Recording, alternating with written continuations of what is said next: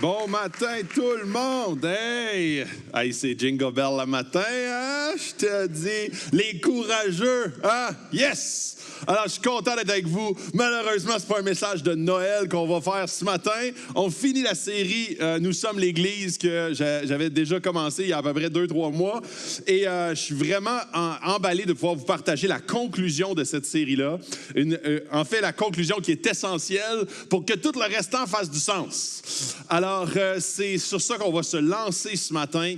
Et en passant, moi, la semaine passée, on a eu le jeûne et prière. C'était tellement un temps vivifiant, ressourçant. On était peut-être une 50aine, 60aine durant la journée. C'était tellement... Pour moi, là, c'est vraiment des temps qui... Puis je remercie à tous ceux qui se sont présentés. Pour moi, c'est vraiment extrêmement riche de me retrouver avec des frères et sœurs pour prier, jeûner. Et c'est spécial de voir comment est-ce que l'Esprit de Dieu... En fait, je ne pourrais pas vous dire qu'est-ce qui s'est passé précisément, mais je suis sorti de là différent que je suis rentré. Et je suis sorti de là rempli. Alors, tout au long de la journée, le Saint-Esprit, il t'inquiète, puis c'était vraiment riche et bon. Et c'était vraiment, puis je vous encourage, c'est vraiment des temps qui sont particuliers pour se faire visiter par Dieu et pour ressourcer son Église. Alors, puis je vais en parler un petit peu plus loin, comment est-ce que c'est central. Il faut que la prière devienne centrale dans notre Église, mais pour moi, je l'ai expérimenté la semaine passée. Aujourd'hui, la série actuelle visait à repositionner l'Église comme un corps uni. On a parlé beaucoup du membership, un corps qui est actif, qui est transformant avec une mission claire centrée sur Jésus. Et ça, c'était toute l'optique de cette série-là depuis le début. On a parlé de plein de sujets comme la discipline, on a parlé du membership, on a parlé de comment est-ce que d'être attaché à un corps, de connaître les gens, d'avoir des relations informelles, spirituelles. Vous en souvenez la dernière fois. On a exploré plusieurs concepts fondamentaux qui vont rester. C'est pas juste une série qui va après ça s'estompe. C'est quelque chose qui va devenir de plus en plus vivant. Et en fait, je suis content de pouvoir vous annoncer, lundi passé, on a eu notre première rencontre officielle info-membre pour les leaders. Donc, pour les gens qui veulent devenir membres. Alors, c'était la première rencontre qu'on a eue. On était peut-être une quarantaine. Il y a à peu près 75 leaders au total. Alors, il y a des gens qui sont en processus pour cette première vague-là. Et au courant du mois à peu près de fin janvier, début février, il va y avoir la deuxième vague. Donc, vous allez être interpellés pour pouvoir avoir le même processus. Donc, une soirée où est-ce qu'on passe à travers les différents documents, on répond aux questions. Et c'est vraiment le but. Alors, c'est concret. Ça arrive pour vrai. C'est pas juste du blablatage que je fais en avant.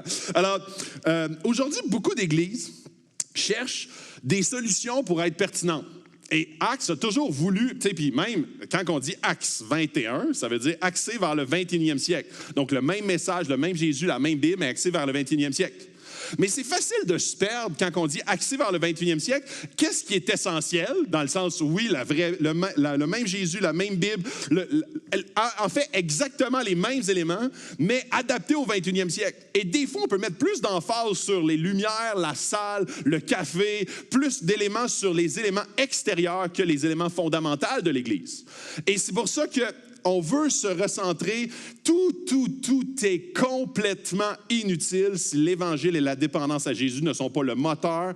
Les efforts qu'on pourrait mener dans n'importe quelle église si Jésus n'est pas au centre, ça ressemblerait un peu à réaménager ou replacer les meubles sur un bateau qui coule. Ça ne sert à rien. Et c'est justement pour ça qu'il faut absolument être très conscient de c'est quoi la base et c'est quoi l'orientation pour être une église en santé. Dans le livre des Actes, on voit une église vivante, forte, missionnaire. C'est une église qui est en santé. C'est la première église. Et c'est une église qui est dévouée à Dieu, qui est unie, qui trouve des différents défis au courant de son processus, mais qui a un focus toujours au même endroit. Aujourd'hui, on va explorer quelque chose ensemble. Puis là, au début, je me questionnais beaucoup, comment est-ce qu'on finit ça, une série de même? Et après ça, plus que j'étudiais les différents textes de tout le Nouveau Testament, je me suis rendu compte à quel point l'histoire se répète. Et souvent, on a toujours l'impression, non, nous autres, on est différents. après 2000 ans d'histoire, nous autres, on est différents. On habite à Sherbrooke, à Magog. On habite dans un endroit différent que le Moyen-Orient où, dans le fond, les premières églises, l'église de Corinthe, Éphèse, les Actes, peu importe. Mais plus qu'on l'étudie, plus qu'on se rend compte que c'est la même histoire qui se répète. Et là, je me suis dit, hey, ce qu'on va faire ensemble ce matin, on va passer en survol les dangers qui menacent la vitalité d'une église. Mais pas juste notre église ici. L'Église à travers l'histoire. Et on va voir que les mêmes menaces nous menacent encore aujourd'hui. Les mêmes éléments reviennent, comme dans l'Église de Corinthe et les églises de l'Apocalypse. Ensuite de ça, mon deuxième point, ça va être ce qui rend une Église en santé. Et qu'est-ce qui, de façon universelle, continuellement, à travers l'histoire, c'est quoi le point qui amène la santé dans toutes les églises de l'histoire de l'Église? Et finalement, on va finir avec comment Jésus est la clé. Puis je vous dis déjà le punch. Est la clé pour restaurer et préserver une Église vivante. Alors ça va être le survol qu'on va faire ce matin. Et accrochez vos tucs, on va avoir beaucoup d'éléments qui vont nous permettre de... On va essayer de voir dans une espèce de... Comment est-ce qu'on dit ça? Pas un stroboscope, là, c'est pas ma affaire. Tu sais, une affaire qu'on regarde dans le passé, là, tu sais... en tout cas, je me souviens pas du mot, mais on va faire ça ce matin.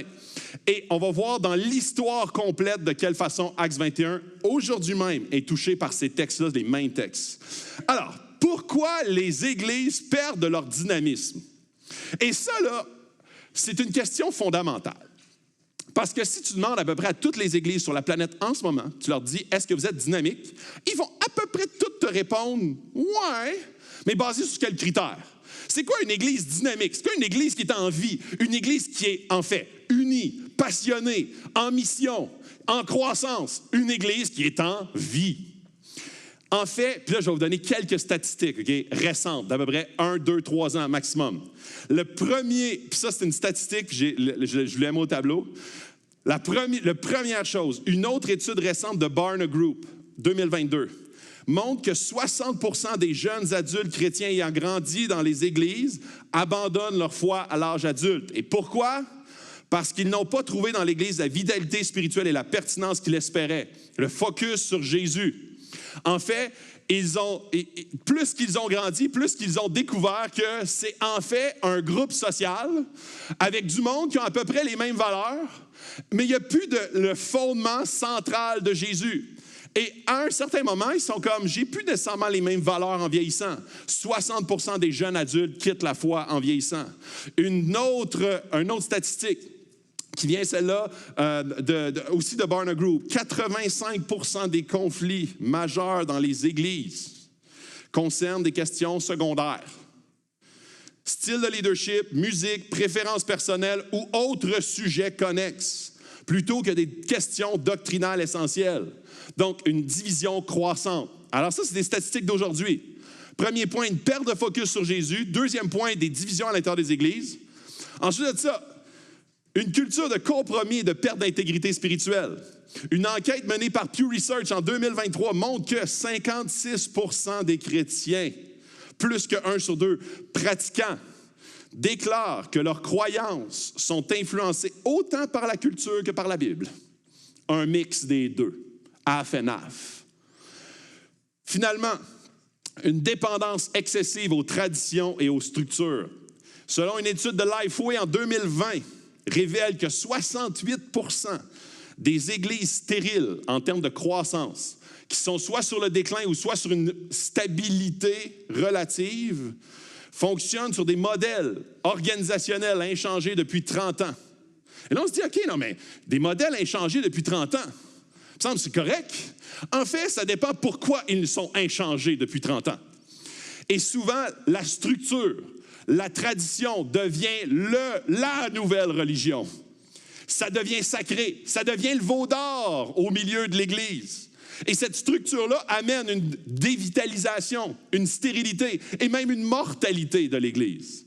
Et finalement, la dernière statistique, une faible culture de générosité de service, centrée sur l'individualisme. Selon le Church Giving Report 2022, seulement 5% des membres des églises donnent régulièrement, financièrement, et 37% des membres actifs ne participent à aucun service ou projet de l'Église.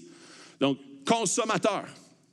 Ça, c'est les statistiques d'aujourd'hui, les plus marquantes par rapport à l'état des lieux de l'Église en Amérique du Nord. Ça nous amène à une question cruciale. Qu'est-ce qui fait qu'une Église reste vivante et en santé? Est-ce que c'est son beau bâtiment moderne? Est-ce que c'est ses programmes? Est-ce que c'est sa structure? Est-ce que c'est, en fait, toutes sortes d'éléments ou même sa santé financière? Une Église en santé est une Église où Jésus est au centre, où l'Évangile est proclamé fidèlement et où la communauté vit une foi authentique. Ça, c'est la base. C'est le pilier. S'il n'y a pas ça dans la première phrase, l'Église est soit sur le respirateur artificiel ou soit en apparence de santé. Et là, je vais rentrer vraiment plus dans le sujet, d'accord? Alors, c'est quoi, en fait, puis là, je vais passer dans l'église de Corinthe. Et Corinthe, ce qui est vraiment intéressant, c'est une église qui est très similaire à plusieurs églises en Amérique du Nord. Pourquoi? Parce que Corinthe, c'était une ville qui était cosmopolite, riche en culture. En fait, beaucoup de choses se passaient là. C'était une ville portuaire, marchande, en fait, tu sais, là, c'était comme un peu le centre du monde. Corinthe, c'était comme un peu New York ou Montréal. En fait, tu allais là pour de la culture, tu allais là pour faire du marchandisage. C'était un endroit où est-ce que toutes les trends se retrouvaient. Les bons restaurants, les bons spectacles, les nouveaux courants de culture commençaient à cet endroit-là. Il y avait à Corinthe, c'était une ville qui était très basée sur la beauté et la sexualité. Pourquoi? Parce qu'Aphrodite, le temple d'Aphrodite était là. Et en fait, on menait beaucoup de culte au temple d'Aphrodite. Donc, tout ce qui était beauté, même les produits de beauté les plus en vogue provenaient de Corinthe. C'était l'endroit, là, c'était comme le Paris. En fait, c'était l'endroit où est-ce qu'on développait les éléments pour le culte de la beauté. Et c'est une société moderne, hyper individualiste, matérialiste, orientée vers le plaisir personnel. Ça fait 2000 ans. Pareil aujourd'hui. Une pression constante pour adopter les normes culturelles dominantes. Tolérance absolue, relativisme moral, souvent le retour du balancier du légalisme est d'être libertin. Et là, laissez-moi vous parler de quelque chose. Les Juifs partaient du judaïsme, très légaliste, très serré, plein de lois à respecter, et découvrent l'Évangile. On est libre en Christ. Et là, c'était extraordinaire. Et là, ils disaient, on va implanter une église à Corinthe. Puis là, c'est comme la liberté. OK, parfait, mais on est libre en Christ. Puis là, ils devenaient tout mêlés parce qu'ils étaient comme, on est libre en Christ, comme Baya. Puis là, ils faisaient des parties puis des orgies.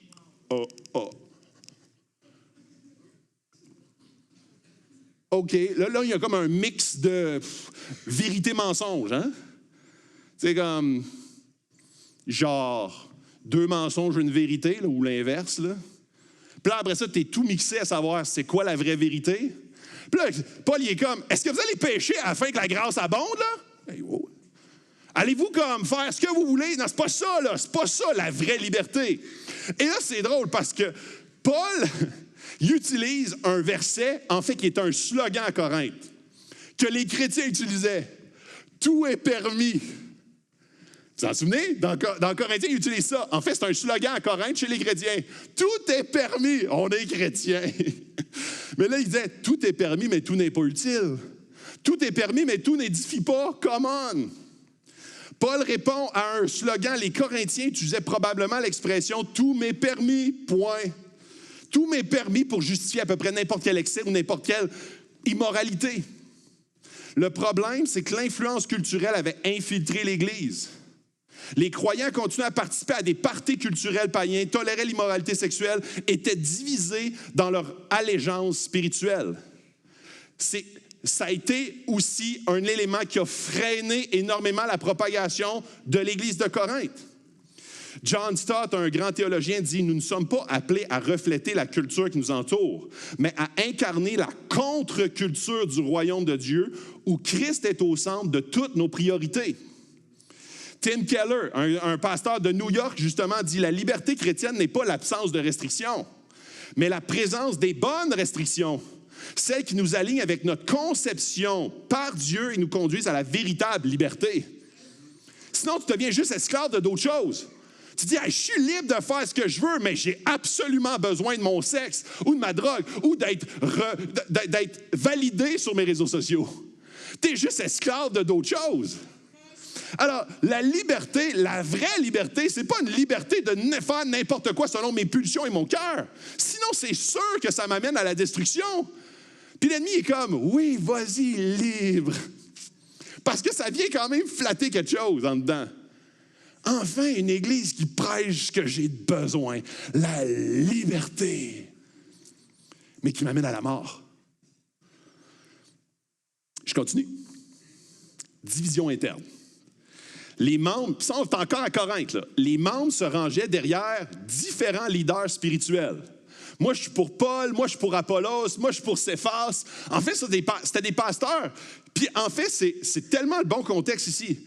Parce que quand Paul a implanté, ensuite, il est parti, puis il y a d'autres gens qui sont arrivés. Puis là, il était comme, moi, j'aimais mieux Paul. Ça prêchait plus de même, tu sais. Fait que là, moi, je suis comme, hey, dans le temps, c'était Jasmin ou c'était Hugo, peu importe. Puis là, on est en transition pastorale. Hey, j'espère que le prochain va m'amener ce que j'ai de besoin. Parce que moi, Paul, c'était vraiment ce que j'avais de besoin. Et là, on se ligue derrière des leaders humains. Et c'est exactement ce qui se passait là. Pareil, préférence sur des leaders, prédicateurs, style de leadership, personnalité. Cela crée des factions et détourne l'attention de Christ, qui est le vrai chef de l'Église. Savez-vous quoi? Moi, à chaque fois que j'oublie que Jésus, c'est le vrai pasteur de l'Église, puis que je commence à me dire que c'est moi, ça commence à m'écraser. Ça commence à m'écraser parce que c'est un poids trop lourd à porter pour un humain. Et Jésus, il le sait. Puis en plus, il sait que c'est lui le vrai pasteur. Fait qu'il dit, « Hey Phil, c'est pas à toi cette église-là, c'est à moi. » Et c'est le même défi pour n'importe quel pasteur. Puis quand le pasteur, il commence à être trop comme... Tu sais, là, quand les gens sont comme, « Hey, moi, j'aime ça quand c'est toi qui prêches, mais pas les autres. » Là, ça vient flatter son ego. Là, c'est comme, « Ah oui, c'est mon église. » Non, c'est celle à Jésus. Point. Et à chaque fois que j'amène ton focus sur moi plutôt que sur lui, c'est sûr et certain que je ne t'amène pas à la bonne place. Puis c'est exactement ce qui se passe ici. Puis là, Paul, il dit, est-ce que Christ il est divisé? Non. C'est pas parce que je suis plus avec vous autres que vous avez le droit de dire, j'aimais mieux toi que lui. Non, Christ, il n'est pas divisé. Fait que commence pas à t'attacher à une figure humaine pour te dire, hey, ça va être notre vrai leader. Mets pas ta confiance ou ton espoir dans quelqu'un d'autre que Jésus. Tu risques d'être très déçu. Cette division affaiblissait l'unité et le témoignage de l'Église. On est appelé à se centrer l'Église sur Christ. Ça permet de continuellement ne pas être déçu. C'est lui le vrai pasteur. Encourager le pardon et la réconciliation dans l'Église aussi, parce que des fois, les factions créent des relations difficiles. Troisième point, tolérance du péché. Et ça, j'en ai parlé là, il y a quelques semaines quand je parlais de la discipline. Il y a un cas, dans 1 Corinthiens 5, 1, 2, il y a un cas public d'inceste qui était toléré, sans discipline, dans l'Église. Ça sapait incroyablement la crédibilité de l'Église, la crédibilité morale de l'Église et son appel à la sainteté. Son message n'avait plus beaucoup de portée. Et ça, et puis là, je veux le mettre plus large. Là, c'est comme un cas d'inceste. Là. Souvent, on est comme, ah, ça, c'est vraiment un cas vraiment loin. En fait, tout ce qui touche à l'immoralité sexuelle dans l'Église, et c'est un sujet qui, aujourd'hui, c'est un sujet extrêmement délicat. Extrêmement délicat parce que chaque personne, chaque couple, chaque famille, chaque individu, chaque célibataire dans cette salle, je lui demande, c'est quoi, toi, ton opinion par rapport à la sexualité? Et là, tu vas avoir une panoplie de réponses. Moi, mon opinion personnelle, c'est que... Et en fait, ce qu'on est appelé en tant que chrétien, c'est pas de donner notre opinion personnelle, mais de savoir ce que la Bible enseigne sur un sujet quelconque. Mais la sexualité, c'est clairement un des sujets qui est le plus attaqué. Ici, on se retrouve dans un cégep. Comment est-ce que tous les cégepiens sont attaqués avec la sexualité? Les universitaires, les seconds... En fait, tout... Ça, je parle juste des jeunes. Je parle de toute l'Église en général. Tu rouvres la télé, c'est sûr et certain que tu es attaqué. Tes réseaux sociaux, tu es attaqué. Ton algorithme TikTok, tu es attaqué par l'immoralité sexuelle continuellement. On vit dans une époque où la pureté sexuelle est constamment attaquée. L'omniprésence de la pornographie, la normalisation de la sexualité at large, en dehors du mariage, la pression des médias sociaux, rester sain au niveau sexuel, c'est un défi immense. Immense. Je vous donne une statistique frappante de Barna Group. 64% des hommes ici dans cette salle qui pratiquent, qui sont chrétiens et se disent pratiquants, luttent avec la pornographie. 55% des femmes. Une consommation régulière de pornographie. Ces chiffres montrent que ce combat est répandu même au sein de l'Église. Et là, je ne suis pas en train de dire ça pour dire « Toi, t'es mauvais. T'es un 65%, t'es un mauvais. » Souvent, le réflexe de l'Église, c'est soit de donner un gros coup sur la tête ou de banaliser. Jésus est gracieux. Ou genre, bang! Moi, j'ai pas de misère avec ça. Toi, t'as-tu de la misère? Ouais, bang! Et là, ça vient créer une espèce de dissension, une culture du masque, une culture de non, moi non plus. Ah, toi, oui? Ah, ben, on va le pointer. Et là, ça amène un manque d'authenticité dans l'Église, de transparence, de redevabilité, plus de confession. On tombe dans une Église aseptisée, mais faussement aseptisée. En fait, c'est une façade de pureté, mais un cœur qui est oppressé par la honte, la culpabilité, par le mensonge, par l'hypocrisie.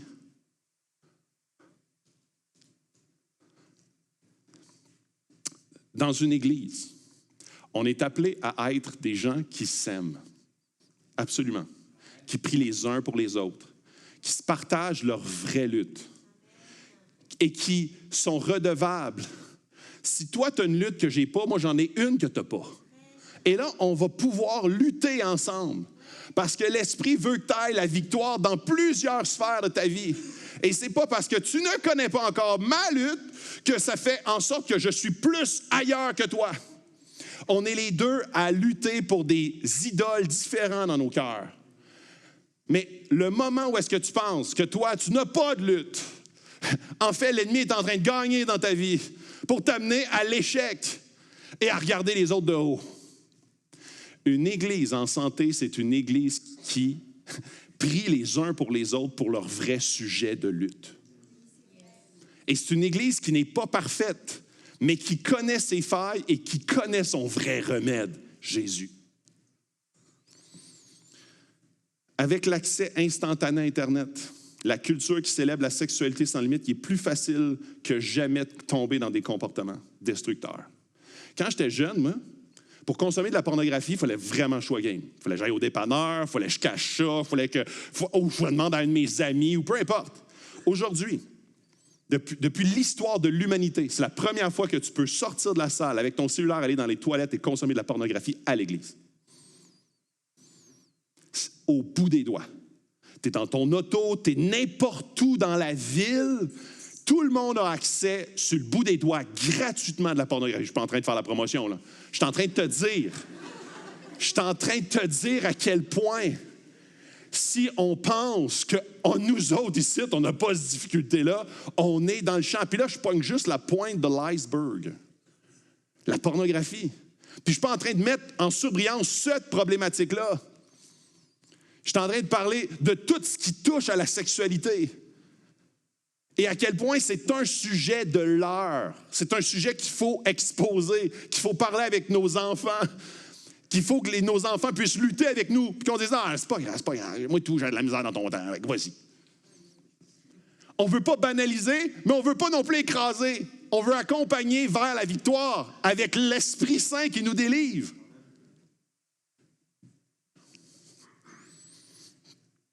Dans Matthieu 26, 41, il dit « Veillez et priez afin de ne pas entrer en tentation. » Veillez, c'est collectif. Il faut veiller parce que c'est sûr que l'ennemi rôde pour t'arracher un bras. Il veut te dévorer. John Piper dit « On a domestiqué le péché sexuel, oubliant qu'il est une force destructrice qui attaque l'intimité avec Dieu, la pureté personnelle et les relations humaines. Combien de couples actuellement sont sur la sellette ou en difficulté à cause de la pornographie au sein de leur couple? C'est quelque chose qui, en fait, là, c'est quelque chose. Quand que je parle de l'Église, souvent on est comme, c'est impersonnel un peu l'Église. Non, l'Église, c'est chacun d'entre vous. En fait, c'est chacun des couples ici, chacune des familles, chacun des individus. Ça, c'est l'Église. Fait que quand je dis l'Église, c'est l'Église. Fait que quand, dans notre couple, on est comme, c'est pas si grave que ça, en fait, c'est l'Église. Comprenez? Fait que quand, tranquillement, il y a comme une doctrine qui s'infiltre, ou genre de l'immoralité, c'est pas l'Église, le leadership qui a dit non, ça ne nous dérange pas, finalement, la pornographie, c'est acceptable. Jamais ça va arriver. L'Église, c'est l'Église. Puis là, tranquillement, c'est comme, toi, tout, moi, tout. OK, cool, parfait. Bon, c'est correct, hein? Puis toi aussi, OK, mais on va être un groupe que c'est pas grave, finalement. Puis après ça, on va essayer d'en convertir d'autres, puis finalement, on se fait-tu un espèce de party? Puis tout le monde est d'accord, c'est cool.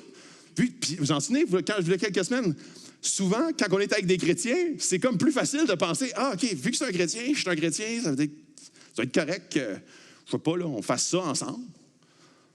Et là, tranquillement, on se tire vers le bas, progressivement. On ne devient plus alerte à ce qui est sanctifié ou non sanctifié. 1 Thessaloniciens 4.3, il dit, « Ce que Dieu veut, c'est votre sanctification. Que vous vous absteniez de l'immoralité sexuelle. Que chacun de vous sache posséder son corps dans la sainteté et l'honneur, sans se laisser entraîner par des passions. » Ça prend une dépendance à l'esprit, pour que l'esprit puisse mettre en lumière les ondes dans notre cœur qui ne lui appartiennent pas. Ça prend un soutien communautaire. Des gens, des frères, des sœurs, que je peux lutter avec eux. Ça prend un engagement à la parole. Pas juste une petite lecture, un engagement à la parole, de dire, même si ça ne fait pas mon affaire, je vais m'engager à l'étudier, à la digérer et la mettre en pratique. A.W. Tozer, un théologien, dit ceci. Une Église qui plaît au monde perdra tôt ou tard la capacité de plaire à Dieu. Quatrième point, encore de l'Église de Corinthe, la confusion doctrinale. Et ça, à chaque fois que la question doctrinale est attaquée, c'est toujours en lien avec des questions qui sont fondamentales. Dans Corinthe, c'était la résurrection. Jésus n'est sûrement pas vraiment ressuscité, 1 Corinthiens 15. La liberté chrétienne, 1 Corinthiens 8. On est sous la grâce et les dons spirituels, 1 Corinthiens 12, 14. Ça, c'était les trois questions qui amenaient une contamination avec la doctrine. C'est toujours des questions qui sont centrales. Le problème, c'est un manque de maturité doctrinale qui conduit à des divisions et éventuellement des pratiques erronées qui distorsionnaient complètement l'Église et le focus sur Jésus. Le plus grand danger aujourd'hui dans les églises, et je commence puis je vais vous les dire en rafale. Le premier, c'est le relativisme théologique. Le relativisme théologique, c'est une vision où toutes les croyances sont perçues pas mal pareilles. En fait, c'est ton opinion, c'est mon opinion, c'est tes croyances, c'est mes croyances. Fait on avance ensemble. C'est le relativisme théologique. Je le sais, la chose la plus non populaire que tu peux dire à quelqu'un, c'est Jésus, c'est le chemin, la vérité et la vie. Ça, là, dans un dîner, là, genre party de Noël, là, je te dis, ça éteint tout le monde. Pourquoi? Parce que tu es en train de dire que Jésus, c'est le seul chemin, la seule vérité et la seule vie. Là, tu es comme, voyons, tu es fermé d'esprit. Non, je crois dans la Bible. Je sais que ce n'est pas populaire. C'est beaucoup plus facile d'être relativiste théologique. Ouais, Jésus, c'est mon chum. Ça peut être ton chum aussi. OK, c'est cool, moi j'aime ça. Mais il dit que c'est le chemin, la vérité, la vie. Ouf, c'est plus mon chum. Ça coupe là. Ça coupe là où est-ce que Jésus dit qu'il est le seul chemin, la vérité et la vie. L'évangile de prospérité. J'en ai déjà parlé. C'est une doctrine qui enseigne que la foi garantit la santé, la richesse, le succès matériel.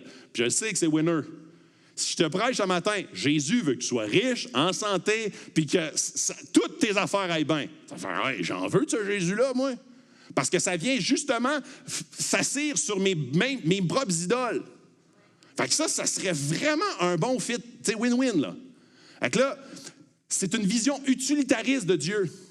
où il est perçu comme un moyen de réaliser tes projets puis tes désirs. C'est un découragement puis c'est une perte de foi pour ceux qui traversent des épreuves. Parce que quand tu as une épreuve, un cancer, tu as perdu ta job, tu as soit un péché ou c'est soit que Dieu t'aime pas. Fait que ça, c'est très décourageant pour ceux qui éprouvent ce genre de situation-là. Puis c'est une focalisation à outrance sur le bien-être matériel plutôt que la transformation spirituelle. Ça, c'est ce qu'on appelle l'évangile de prospérité. On a également l'hypergrâce, une mise en avant exagérée de la grâce de Dieu au détriment de l'appel à la repentance et à la sainteté. J'en ai parlé tantôt. Tout m'est permis, Jésus est gracieux, mais tu oublies tous les autres aspects, que c'est un appel à la repentance, un appel à la sainteté, un appel à marcher dans ses voies et à obéir à sa parole. Tolérance envers le péché sous prétexte que tout est pardonné. C'est vrai, si tu confesses de ta bouche le Seigneur Jésus, il est fidèle et juste pour te pardonner. C'est une vérité. Mais si tu confesses avec, tu sais, Dieu, c'est un Dieu bonasse, je vais dire pardon après, puis ça devient quelque chose, exactement comme Paul disait, est-ce que tu vas pécher afin que la grâce abonde? Sûrement pas, sinon tu ne comprends pas c'est quoi la grâce. Il a tout coûté, il a versé son sang pour toi. Une vision tronquée de Dieu qui ignore sa sainteté, sa justice, des vies chrétiennes stagnantes sans transformation visible. Enfin, le légalisme ou les traditions non bibliques. Une instance excessive des règles humaines, des traditions parfois au détriment de la liberté en Christ. Une foi vécue comme un fardeau plutôt qu'une joie. Une église austère, lourde. On dit beaucoup de fardeaux déposés sur tes épaules. Division entre les croyants sur des questions secondaires. L'individualisme spirituel, ça en a un autre, ça. Une foi centrée sur l'individu. L'appartenance à l'église, c'est optionnel. C'est vraiment moi, Jésus, moi, Jésus. C'est un affaiblissement éventuellement de l'Église locale et de son témoignage. Exaltation déséquilibrée des expériences spirituelles, ça en a un autre. Puis ça, c'est dans Corinthiens, on le voit aussi. C'est pour ça que Paul a prêché sur les dons spirituels. Une recherche excessive de manifestations spirituelles ou émotionnelles, parfois au détriment de l'enseignement biblique. Obsession pour des manifestations surnaturelles, dépendance aux émotions intenses, focalisation disproportionnée sur certains dons spirituels spectaculaires, surenchère d'expériences individuelles. Ça, c'est ce qui se passe à Corinthe. Et là, je l'ai fait en rafale pour que vous voyez c'est quoi vos propres tendances. Parce que moi, j'ai des tendances là-dedans. Vous avez vos propres tendances. Fait que c'est pas de dire, ah, non, tout ça, c'est pas à moi, ça. Non, il y en a un là-dedans qui est plus à toi. Ça dépend souvent de notre personnalité, de notre background religieux, de comment est-ce qu'on a été formé et souvent nos différentes allégeances. On a toujours un petit trou qu'on tombe plus facilement. Le syncrétisme religieux, mélanger des éléments d'autres religions avec la philosophie chrétienne. Ça, c'est comme un gros mix religieux. Négligence de la mission de l'Église. Une Église qui se concentre uniquement sur ses membres, oubliant sa mission d'évangélisation.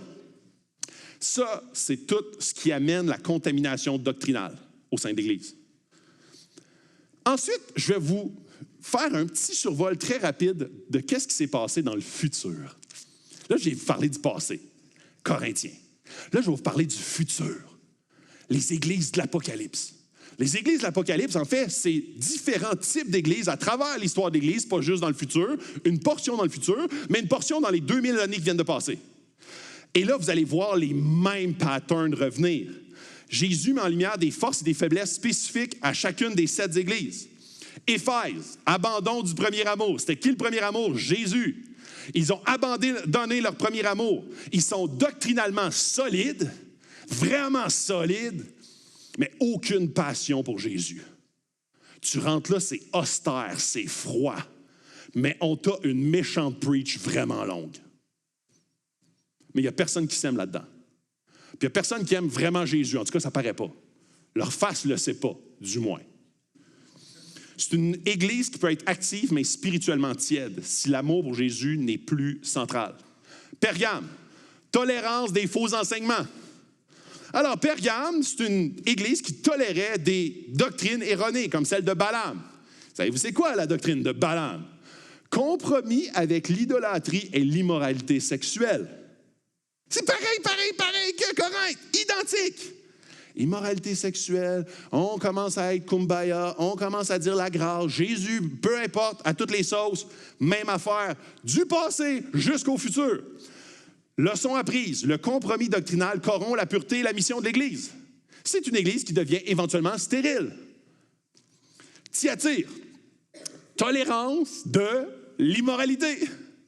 Thyatire permettait à une figure symbolique appelée Jézabel, elle a le nom, elle, hein, de conduire les croyants dans l'idolâtrie et l'immoralité sexuelle.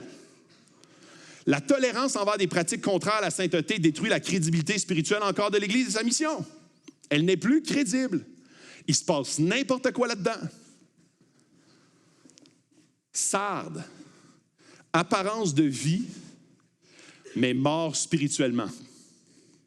Sardes semblait vivante de l'extérieur, mais était spirituellement morte. Elle faisait des actions, mais était spirituellement parce que son motif était mort. Donc, c'était une église active qui faisait des déménagements dans la ville. Non, je ne suis pas en train de pointer. Je suis en train de dire que c'est un risque pareil. Tu peux faire bien des affaires dans la ville, tu peux être apparent, tu peux faire un gros concert de Noël, tu peux déménager le monde, tu peux faire des halles de lumière, mais tu peux être mort en dedans. Sardes, c'est exactement ce qui se passait. Ça paraissait en vie. Il y avait du monde, il y avait de la vie, mais le cœur n'était pas là. Sardes était mort. Une église peut avoir une apparence dynamique avec des programmes, des activités, tout en étant dépourvue de véritable vitalité spirituelle qui se répercute par une passion pour Jésus et Jésus est au centre. Laodicée, j'ai fini bientôt, OK? Tiédeur spirituelle. Laodicée était tiède, ni passionnée pour Dieu, ni totalement éloignée. Juste vivait dans une autosuffisance aveugle.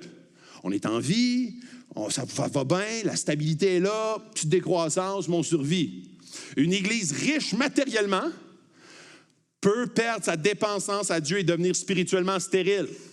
Parce que la Laodicée avait du cash, il y avait l'impression que l'église allait bien, mais elle n'allait pas bien. Parce qu'encore une fois, ils avaient perdu leur cœur. Je ne sais pas si vous avez remarqué, là, mais il y a à peu près tous les problèmes de Corinthe se représentent à peu près pareil dans le futur, dans toutes les autres églises. Et ce matin, je ne suis pas en train de juste vous faire une exposition extérieure. Je souhaite qu'on puisse prendre leçon de ce qui s'est passé dans l'histoire de l'Église et de se l'appliquer ici à l'Église. Quelles sont nos taches aveugles, fragilités, sensibilités?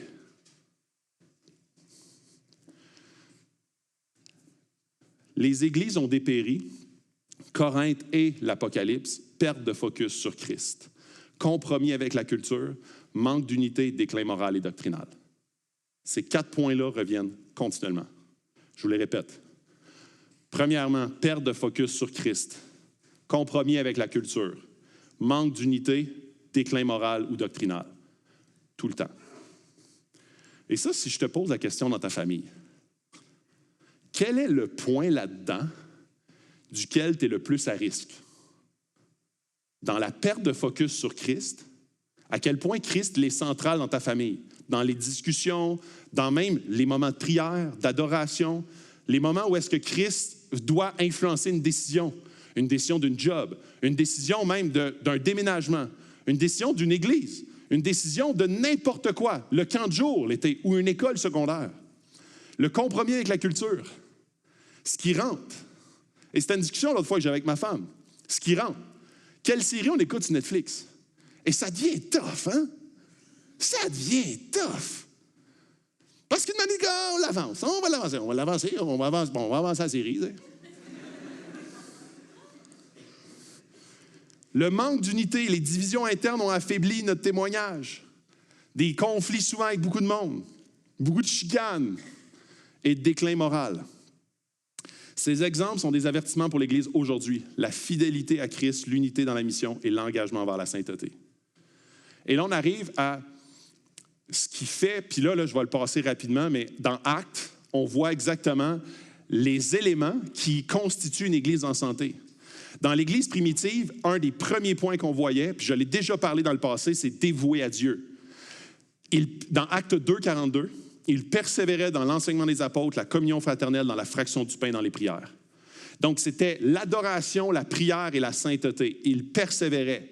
Il y avait un focus sur l'enseignement biblique. Comment la Bible va venir remplacer les mensonges qui se sont infiltrés par les vérités de la parole de Dieu. Ensuite de ça, l'adoration collective. Leur culte était vibrant, authentique. C'était un moment où est-ce que je pouvais reconnecter avec Dieu. Il y avait de la prière persistante. Il comprenait que rien ne pouvait avancer si ce n'était pas ancré dans la prière. Il faut que la prière devienne une priorité collective. Absolument. Absolument, parce qu'à chaque fois que la prière ne devient pas une priorité dans l'Église, on devient défocusé de c'est quoi que ça veut dire mettre Jésus au centre. Mettre Jésus au centre implique automatiquement de venir consulter lui qui est au centre. Et ça se fait par la prière et par l'Esprit qui a mis en dedans de nous. Donc, quand on n'a pas de moment de prière, on peut avoir beaucoup de moments dans notre tête, mais pas beaucoup de moments dans notre cœur avec lui. Promouvoir la sainteté en offrant des enseignements sur la vie transformée par l'Évangile avec Christ au centre. Comment est-ce que Christ, il est la réponse à tous les problèmes dans ma vie? C'est ça l'Évangile. Comment est-ce qu'il ressuscite tout ce qui est mort dans ma vie? De quelle façon il est la réponse dans n'importe quelle idole qui a pris une place centrale dans mon existence? De quelle façon je dois la remplacer par Jésus? De quelle façon la recherche de l'approbation, la recherche de prestige, la recherche de peu importe quoi va être toujours remplacée par comment est-ce que Jésus sera mon approbation? Comment est-ce que Jésus va remplacer cet amour? Et comment est-ce qu'il va me le faire sentir à travers son esprit? Leonard Ravenhill, un pasteur et un théologien, dit « Lorsque l'Église s'agenouille devant Dieu, elle peut se tenir debout devant n'importe quelle opposition. » Et je vous le dis, ça n'ira pas de mieux en mieux dans le monde. Ça va aller de moins en moins bien. On approche de la fin des temps. Ça ne sera pas plus facile pour l'Église, plus qu'on va avancer. La culture va de plus en plus attaquer notre foi. Deuxième point, unis dans la communion fraternelle et le service mutuel.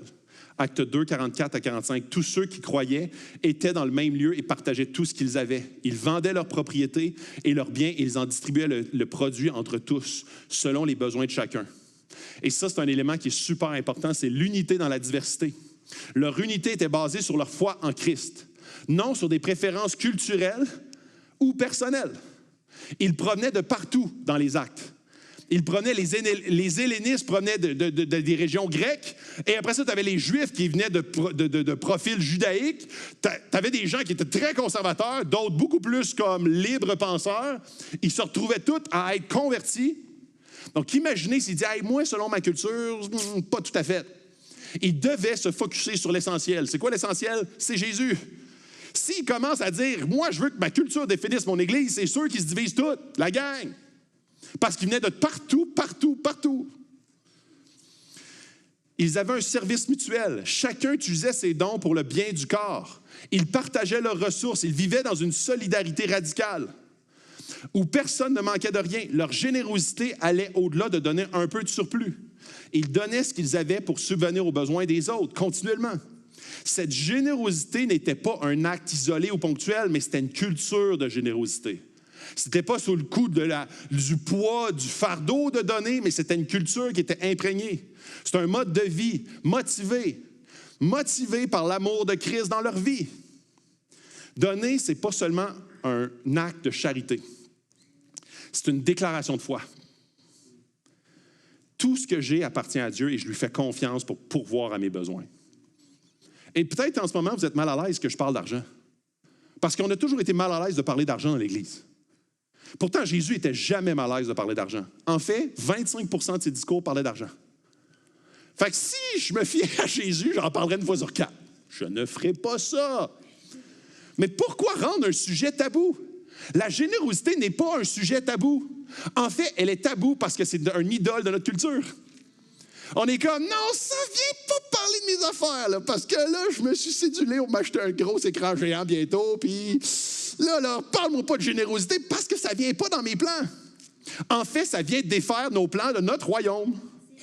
Et là, on est comme, puis là, je parle pas juste de la générosité envers l'Église, là.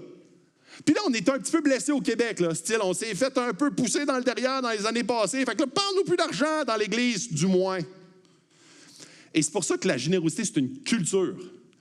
La générosité transforme l'Église.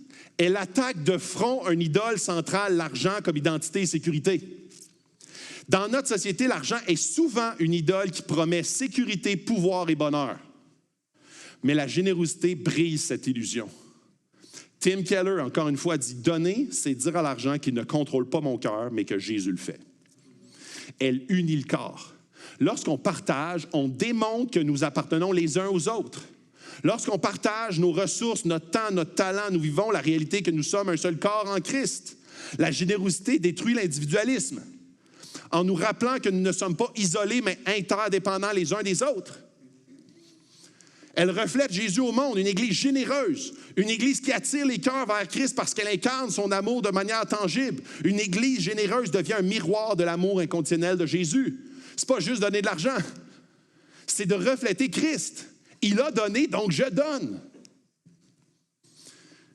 Puis là, je veux vous donner des exemples concrets à Acts 21, qui va peut-être vous défaire un peu du cadre que vous avez peut-être dans votre tête sur la générosité stricte. Oui, à Acts 21, il y a des bénévoles qui, chaque semaine, donnent de leur temps sacrificiellement. Beaucoup, beaucoup, beaucoup. Il y a des gens qui donnent et supportent Acts 21 financièrement. Oui, beaucoup, beaucoup, depuis plusieurs années. Il y a des gens qui font des repas pour des gens dans le besoin. Il y a un couple étudiant qui a supporté 2 jeunes de la jeunesse pour la retraite. Il y a des gens qui aident avec leur talent la rénovation de certains locaux. Un groupe Connexion qui a pris certaines factures d'une personne dans le besoin, comme l'électricité et les paiements obligatoires. Un entrepreneur qui a décidé de supporter un orphelinat à l'international. Des bénévoles qui ont donné de leur temps pour la rénovation du QG. Des dizaines de personnes qui pratiquent pour le concert de Noël après-midi. Des cartes d'épicerie achetées pour des nouveaux arrivants, etc., etc., etc. La générosité, ce n'est pas juste dans une case. La générosité, c'est une culture qui reflète notre pasteur, qui s'appelle Jésus. Ah, je vous ai eu, hein?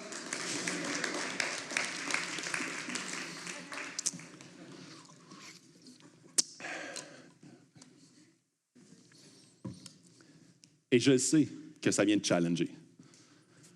Je ne connais pas beaucoup de gens au Québec que ça ne challenge pas parler de générosité.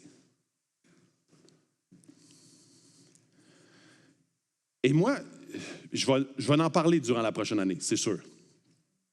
Mais moi, c'est un sujet que j'aime parler. Parce que c'est un sujet au cœur de nos préoccupations.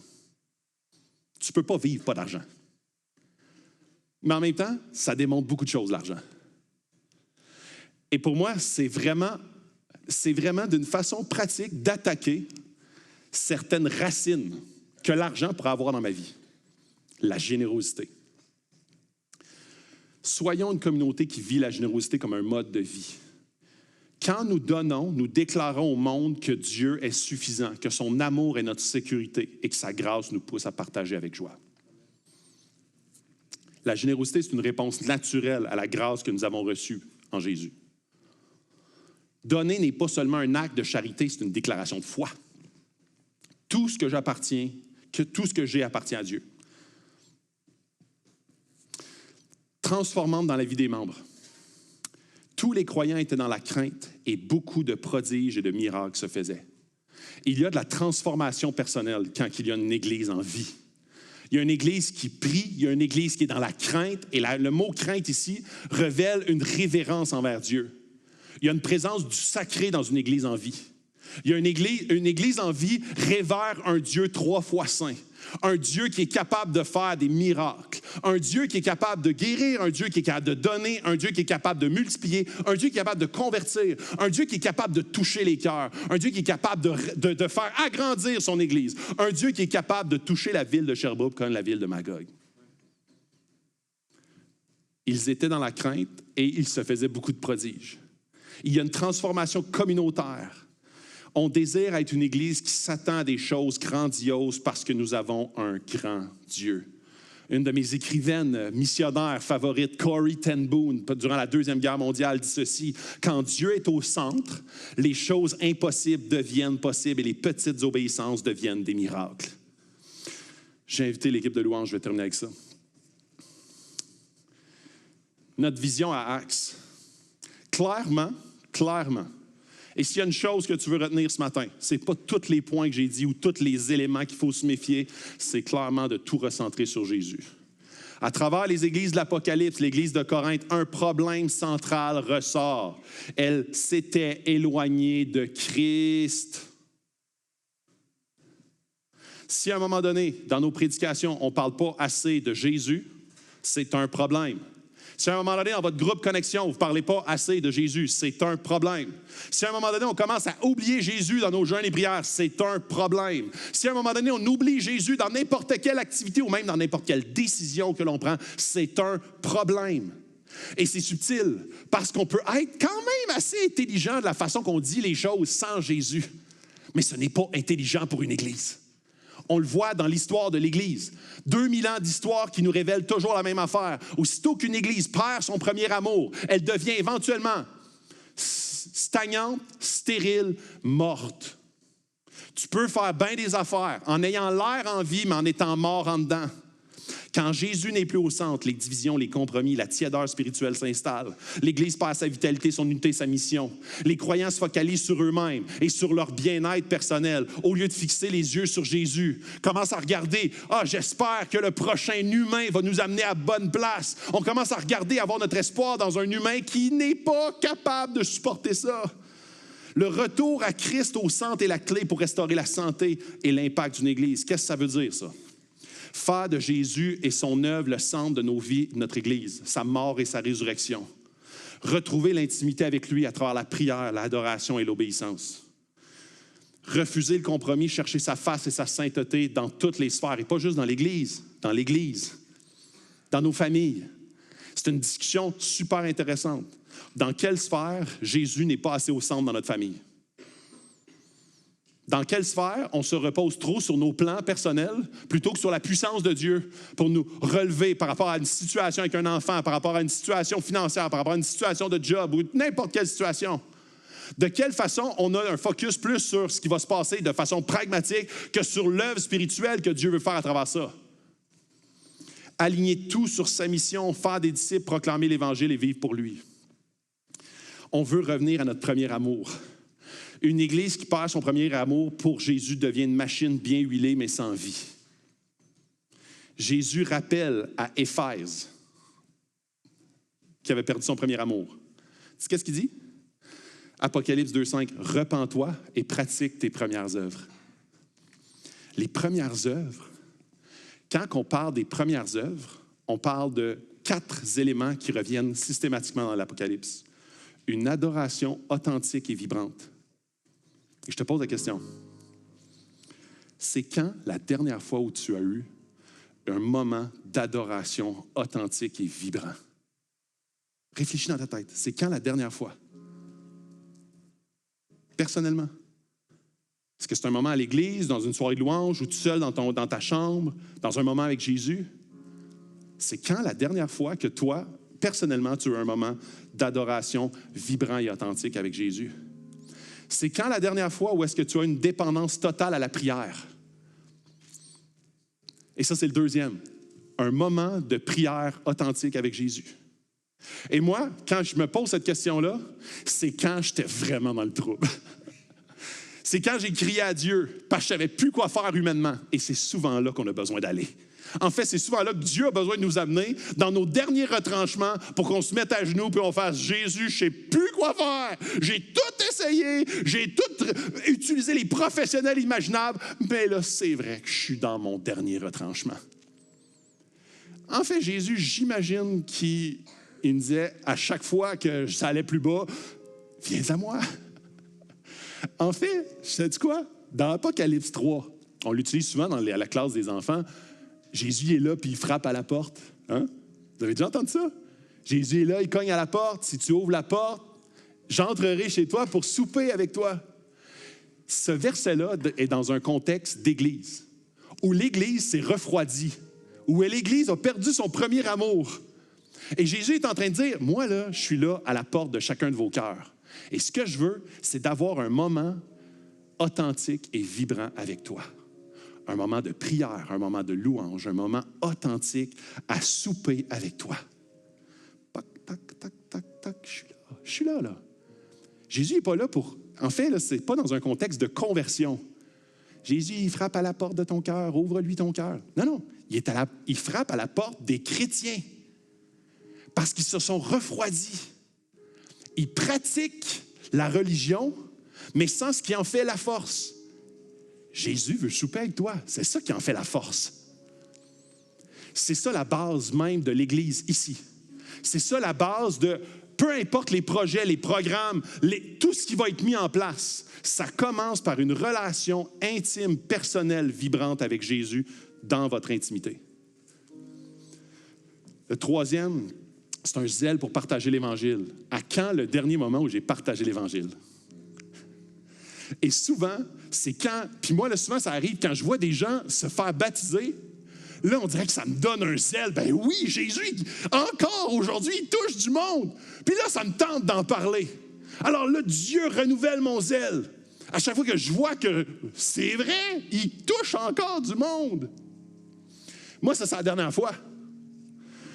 Un amour vibrant pour les autres. À quand le dernier moment? Quand j'ai vraiment ressenti de l'amour pour mes frères et sœurs dans l'Église. Quand dans l'Apocalypse, il parle « pratique tes premières œuvres », il parle de ça. C'est ça l'Église. L'Église, c'est un moment vibrant avec Jésus. Où est-ce que Jésus, c'est le pasteur de l'Église, c'est le pasteur de ta vie, c'est le roi et maître, sauveur et seigneur de ton existence. Et ensuite de ça, c'est le même affaire pour ton frère, sœur à côté de toi, puis ta famille, puis ton couple, puis tes enfants. Puis là, après ça te revisite de l'intérieur vers l'extérieur. Puis là, tu te dis, hey, moi, je veux avoir une culture de générosité. Je veux avoir une culture de sanctification. Jésus, il a tout donné pour que je puisse bénéficier de son salut et de cette relation avec son Père. Alors, oui, je veux être obéissant. Je veux être de plus en plus saint à la lumière de qui est Christ. Et là, chaque jour, l'Esprit va venir me pointer. Péché, justice, jugement pour m'amener à la repentance. Puis là, quand je vais lutter avec des choses, il va venir. Et il y a des gens qui vont veiller, prier avec moi pour que je puisse me repentir, pour que de plus en plus j'avance vers sa ressemblance. Et là, l'Église va devenir de plus en plus en feu, zélée. Puis là, on va vouloir partager l'Évangile. Puis là, on va vouloir de plus en plus être une Église qui le reflète. Puis encore plus généreuse. Puis là, on va voir des prodiges puis des affaires se passer qu'on n'aurait jamais imaginé. Merci, Jésus. Hey, c'est ça qui nous attend quand Jésus est au centre. Jésus, quand il est au centre de son Église, puis son Église, c'est chacun d'entre vous, il se passe des choses qu'on ne peut imaginer. Réalignons nos cœurs et notre Église sur Jésus comme le centre de tout ce que nous faisons. Sinon, il ne se passera rien. Soyons vigilants aux influences culturelles qui s'opposent à l'Évangile, à ce qui s'infiltre progressivement. Que son esprit puisse venir voir, mettre en lumière, nous amener à la repentance. Dietrich Bonhoeffer dit « Le compromis détruit lentement ce que la fidélité à Christ bâtit. Ce que nous négocions aujourd'hui devient la ruine spirituelle de demain. Le compromis, c'est un voleur. C'est un voleur. Il prend ce que Christ a bâti en nous, morceau par morceau, jusqu'à ce qu'il ne reste plus rien. On est appelé à être saints. Favorisons une culture, nos préférences personnelles, pâlissent à la lumière de qui Dieu veut pour son Église. Qu'est-ce que Dieu veut pour son Église? Je veux vous poser la question, est-ce que ma vie, ta vie, elle est centrée sur Jésus? En tant qu'Église, sommes-nous alignés sur sa mission et son appel? Est-ce que Jésus, il est vraiment au centre de notre Église, de ma famille, de mon couple? Et c'est une question qui est très personnelle. Ce n'est pas juste un jugement de ce qui se passe sur le stage. En fait, c'est un appel à prendre conscience de ce qui se passe dans nos familles, chacun individuellement. Tout commence avec Jésus. Imagine une église où tout tourne autour de Jésus. Pas nos programmes, pas nos projets, mais lui. Une église où chaque personne, chaque décision reflète son amour, sa mission. Jésus, notre fondation. Dans Hébreux 12:2, il dit « Fixons les regards sur Jésus, le chef et le consommateur de la foi. » Quand Jésus est au centre, tout change. Si tu te sens fatigué, il renouvelle tes forces. Si ta foi est tiède, il rallume ta flamme. Si tu te sens incapable, il te soutient par sa puissance. Jésus, on veut que tu reviennes au centre de nos vies et au centre de cette Église. Je vous demanderai de vous lever. On va terminer avec un moment de louange. Et je vous invite vraiment à aller devant Dieu avec ce désir d'être visité par Jésus. Et que Jésus puisse visiter son Église individuellement, chacun selon votre besoin et selon ce que vous aspirez de sa présence. Dieu, merci pour ta parole et merci pour l'histoire de l'Église qui est tellement riche. On voit comment est-ce que l'Église de Corinthe, les églises de l'Apocalypse, tranquillement, ont perdu un focus, qui tranquillement ont perdu leur vitalité, tranquillement ont perdu leur dynamisme et leur vie. Dieu, on te demande que tu puisses user de grâce envers Acts 21 et que tu puisses renouveler notre passion et notre zèle et notre amour pour toi, Jésus. Visite chacun des chrétiens dans cette salle. Visite chacun de nous. Fais-toi connaître à nous. Donne-nous le goût de connecter avec toi, de lire ta parole, de consulter ton esprit pour n'importe quelle décision, de sentir ton amour qui est infini pour chacun d'entre nous. Et dirige-nous dans les sentiers de ta justice à cause de ton nom et qu'on puisse être trouvé fidèle, obéissant. Jésus, fait de cette Église une Église qui te ressemble, une Église selon ton cœur et une Église, Seigneur, qui va être prête à se lever et à vivre pour toi, dans le nom de ton Fils compris et pour ta gloire. Amen. Bon matin, Axe.